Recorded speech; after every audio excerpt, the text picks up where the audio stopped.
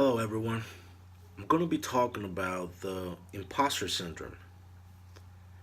Have you ever felt like you don't belong? Like your friends or colleagues are going to discover you're a fraud and you don't actually deserve your job and accomplishments? If so, you're not alone. These feelings are known as imposter syndrome, or what psychologists often call imposter phenomenon. The imposter phenomenon, it's also known as imposterism, fraud syndrome, or the imposter experience. It is actually a psychological pattern in which a person doubts their achievements and has a persistent internalized fear of being exposed as a fraud.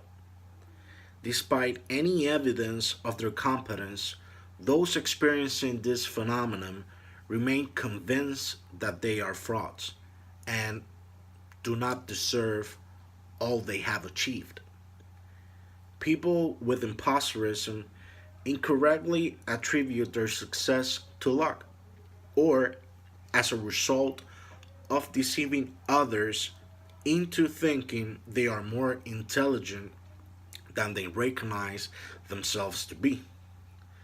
This so called imposter phenomenon was first described among high achieving women, and this was in a 1978 paper by psychologists Pauline Clance and Suzanne Imes.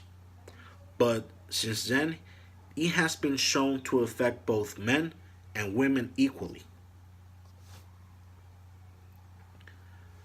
Imposter syndrome expert Valerie Young, who is the author of a book on the subject, has also found patterns in people who experience imposter feelings. For example, we have the perfectionists. They tend to set extremely high expectations for themselves, and even if they meet 99% of their goals, they're going to feel like failures. Any small mistake will make them question their own capabilities. There's also the experts. They feel the need to know every piece of information before they start a project and constantly look for new certification or trainings to improve their skills. They won't apply for a job if they don't meet all the criteria in the posting, and they might be hesitant to ask a question in class or speak up in a meeting because they're afraid of looking stupid if they don't already know the answer. There's also the natural genius. Now, when the natural genius has to struggle or work hard to accomplish something, he or she might think that they aren't good enough. They are used to skills coming easily, and when they have to put in effort, their brain tells them that that's actually proof that they are imposters. There's also the Superman or Superwoman. When this type of person has to push themselves to work harder, they actually do it to prove to the people around them that they're not imposters.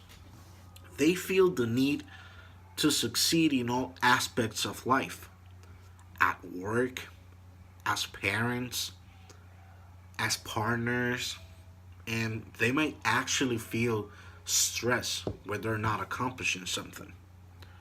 Most of this research on the imposter phenomenon has focused on graduate students or medical students, but it's been identified in people across a wide variety of careers. Imposterism seems commonly uh, found in competitive and creative fields, and those where evaluations are personal.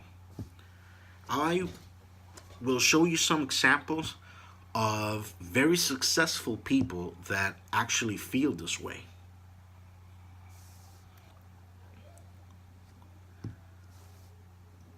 Kate Winslet, I bet you all remember her from from the Titanic. She said, and I quote, "Sometimes I wake up in the morning before going to a shoot and I think, I can't do this. I'm a fraud." Emma Watson, very famous for her Harry Potter movies. She said, "When I was younger, I just did it. I just acted. It was just there.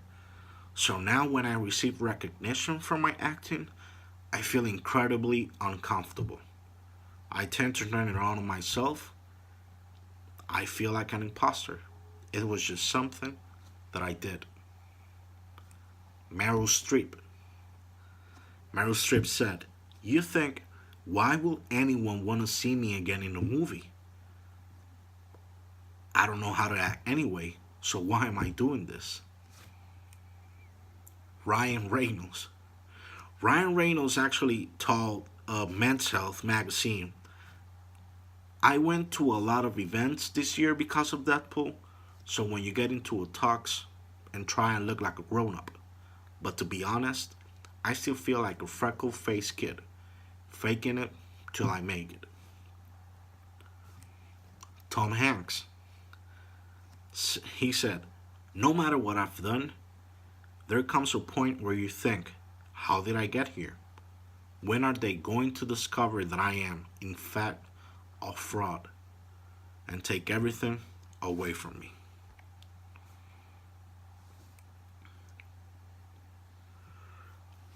To move past these feelings, you need to become comfortable facing some of those deeply rooted beliefs you hold about yourself.